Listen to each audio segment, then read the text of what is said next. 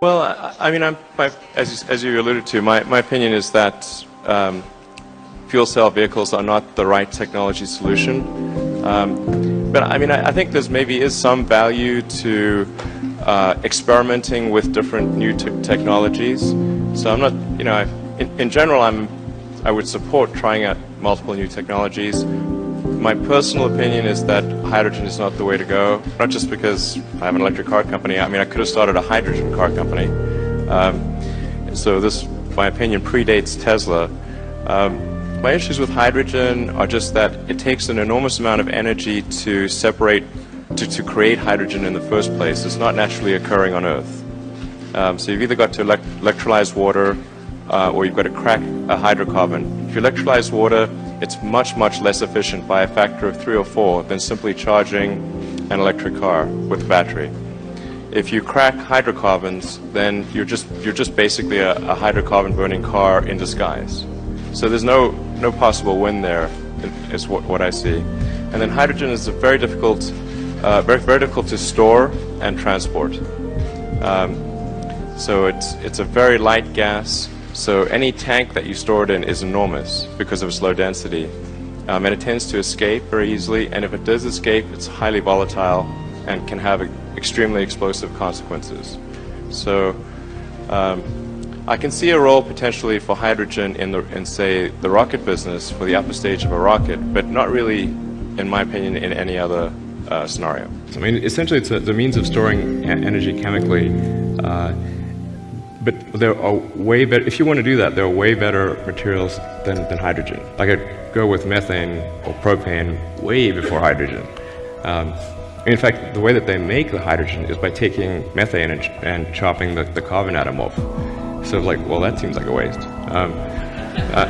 Yeah, or they'll do electrolysis, which is even worse. So it's a really energy intensive. It's either like you're either still mining hydrocarbons on a large scale, or you're applying massive amounts of electricity to separate H2O.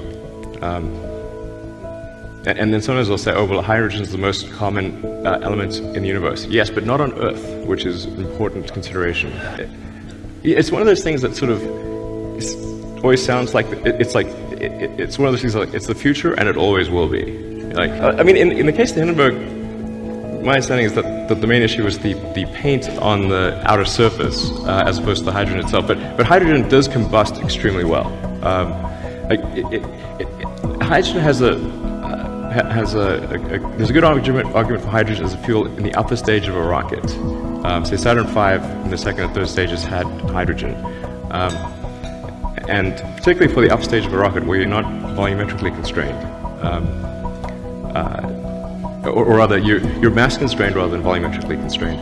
Hydrogen is good if you care about mass and terrible if you care about volume, and it's also horrible from a handling standpoint because it's a really tiny molecule and it goes all over the place. There are lots of naysayers out there, and lots of people who say, oh, electric cars is never going to happen, we should just be resigned to burning hydrocarbons forever. Well, not forever, until they run out, of course. You know, and then they'll say certain technologies like fuel cell, and the only reason they do fuel cell is because they don't really believe it. It's because it's something that it's like a marketing thing.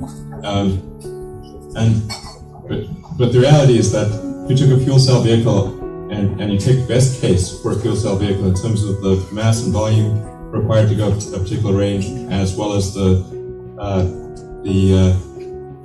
cost of the fuel cell system, and then, you know, if you took the best case of that, it doesn't even equal the current state of the art in lithium-ion batteries. So there's no way for it to be a workable technology.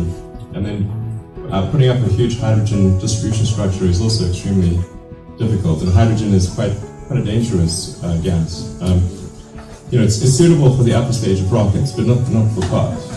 Anyway, so it's really important that we work as fast as possible to accelerate sustainable transport. The sooner it happens, the less environmental damage that will occur, and the world will be in a far better situation.